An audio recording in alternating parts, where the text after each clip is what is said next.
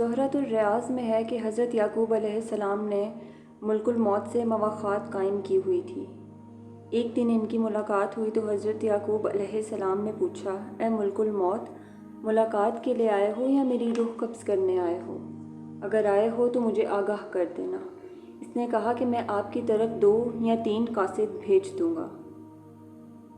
جب آپ کی عمر ختم ہوئی تو ملک الموت حاضر ہوئے تو حضرت یعقوب علیہ السلام نے فرمایا، ملاقات کے لیے آئے ہو یا روح قبض کرنے کے لیے؟ اس نے کہا، میں آپ کی روح کو قبض کرنے کے لیے آیا ہوں۔ آپ نے فرمایا، کیا آپ نے مجھے بتایا نہیں تھا کہ میں آپ کی طرف 2 یا 3 قاصد بھیج دوں گا؟ اس نے کہا کہ میں نے یہ کہا تھا کہ آپ کے سیاہ بالوں کے بعد سفید بال، آپ کی بدنی قوت کے بعد کمزوری اور آپ کی سیدھی کمر کے بعد کمر کا جھکاؤ۔ اے یعقوب علیہ السلام، بنی آدم کی طرف موت سے پہلے یہی میرے قاصد ہیں۔ وقت اور دن چلے گئے اور گناہ موجود ہے۔ موت کا فرشتہ آ چکا اور دل غافل ہے۔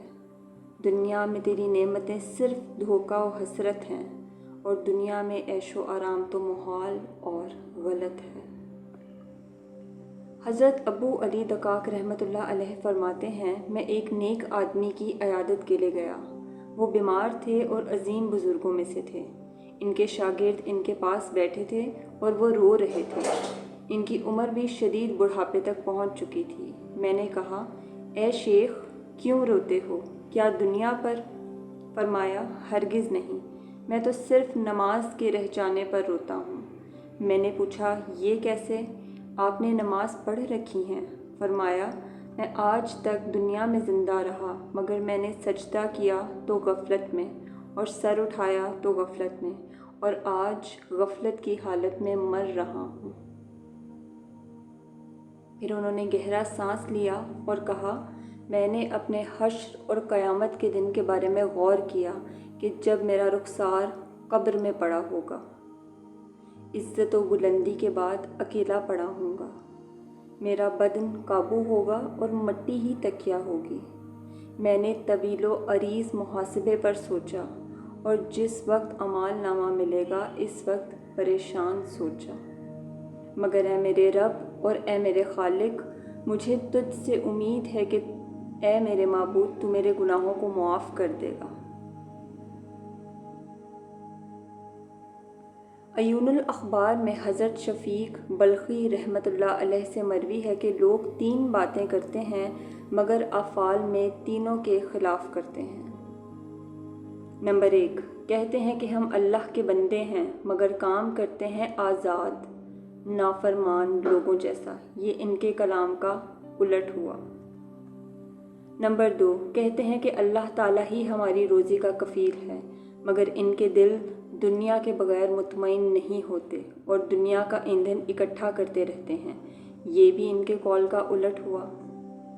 نمبر 3، کہتے ہیں کہ موت کا آنا ایک اٹل بات ہے، مگر وہ اس طرح کام کرتے ہیں جیسے وہ کبھی نہیں مریں گے۔ یہ بھی ان کے کلام کا الٹ ہوا۔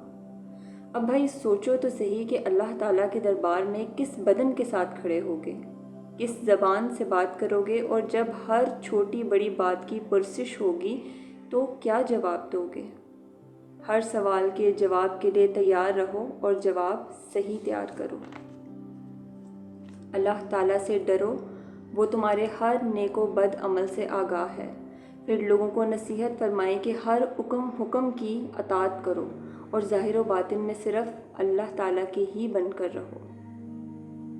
اس لیے انسان کو چاہیے کہ وہ اللہ تعالیٰ کی اطاعت کرے اور عبادت میں اخلاص و خوف رکھے، اس کے امتحان پر صبر کرے، اس کی عطا کردہ نعمتوں پر شکر کرے، جو وہ عطا کرے اس پر قناعت کرے۔